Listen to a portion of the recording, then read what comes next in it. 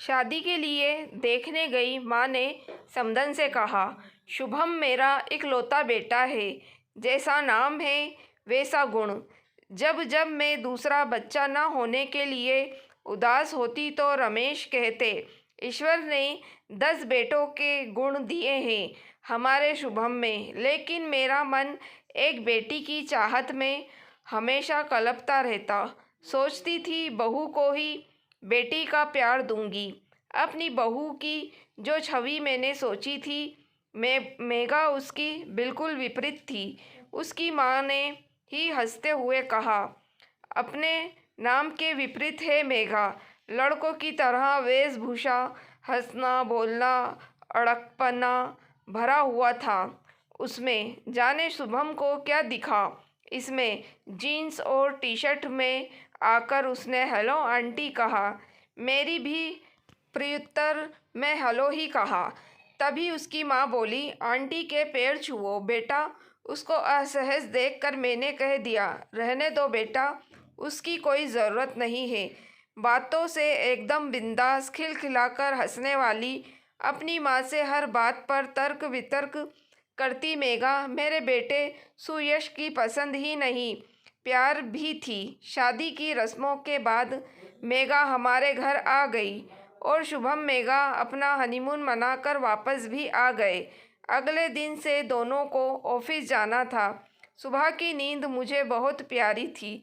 सोचती थी बहू आ जाएगी तो उसके हाथों की चाय पीकर अपने सुबह की शुरुआत करूंगी। लेकिन मेघा को देखकर मैंने अपना ये सपना भुला दिया और सुबह 6 बजे का अलार्म लगाकर सो गई। पूजा की घंटियां सुन मेरी नींद खुली। अभी 6 भी नहीं बजे थे। बाहर निकलकर देखा मेघा आरती की थाल लिए पूरे घर में घूम रही थी। मुझे लगा मैं सपना देख रही हूँ। तब तक वो पास आकर बोली, मम्मा प्रसाद लीजिए। फ्रेश होकर बाथरूम से निकलती तो मैडम चाय के 2 कप लिए हाजिर थी। चाय पीने के बाद बोली, मम्मा मुझे नाश्ते में बस सैंडविच और चीला बनाना ही आता है। आप लोग नाश्ते में क्या खाते हैं? पीछे से शुभम आकर बोला, जो भी तुम बनाओ हम वही खाएंगे। शुभम ने मेरा हैरान चेहरा देखकर पूछा, क्या हुआ माँ, चाय पसंद नहीं आई? नहीं रे, इतनी अच्छी चाय तो खुद मैं ही नहीं बनाई कभी। फिर मेघा ने से कहा, तुम्हें ऑफिस जाना है बेटा, तैयार हो जाओ, अभी मेड आ रही होगी, मैं उसके साथ मिलकर नाश्ता बना लूँगी। अरे नहीं मम्मा, नाश्ता तो मैं ही बनाऊँगी। फिर तो मैं पूरा दिन ऑफिस में रहूँगी तो घर पर सब आपको ही देखना पड़ेगा। मेघा कभी कोई मौका नहीं देती थी कमी निकालने का। साड़ी बहुत कम पहनती है।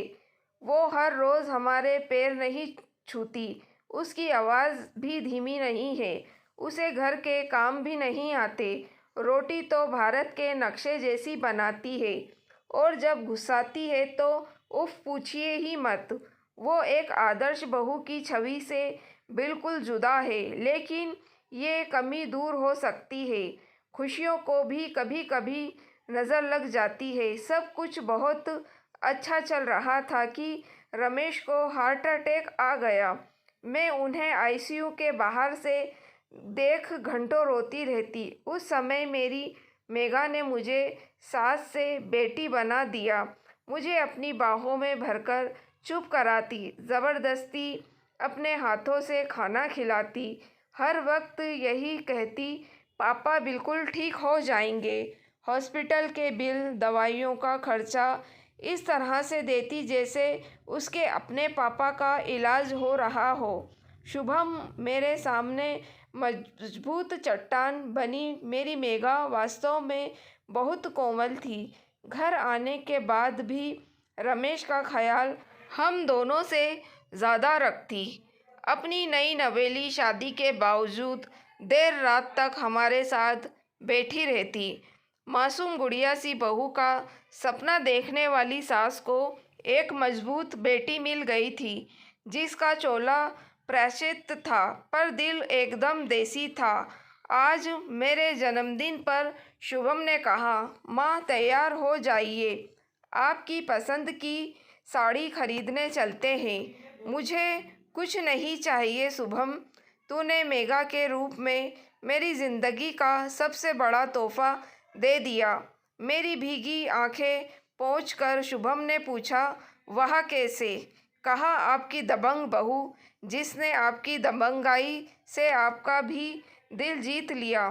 तब तक मेघा ने मेरे गले में अपनी बाहें डालकर कहा, हैप्पी बर्थडे मम्मा, और एक पैकेट पकड़ाते हुए कहा, ये दुनिया की बेस्ट मम्मा के लिए। पैकेट खोलकर देखा तो उसमें कंजीवरम साड़ी थी, बिल्कुल वैसी ही जैसी मैं हमेशा से लेना चाहती थी। मैं आश्चर्यचकित चेहरे को देखकर बोली, वो जब आप रेखा की तस्वीर गूगल पर सर्च करके घंटों देखती थी, तभी मुझे समझ आ गया कि आप उनकी तस्वीर में देखती क्या हैं। अपनी ज़ोरदार हंसी के साथ उसने फिर से मुझे गले लगा लिया। खुशी के बहते आंसुओं को पोंछकर उसने कहा, एक माँ के दिल की बात एक बेटी तो समझ ही जाती है ना मम्मा। हाँ मेरी बेटी मेघा। दोस्तों, अगर आपको कहानी पसंद आई है तो प्लीज़ आप मेरे चैनल वॉइस ऑफ नीलोफर को सब्सक्राइब ज़रूर कीजिएगा और मेरी वीडियो को लाइक और शेयर भी ज़रूर कीजिएगा। Thank you for watching.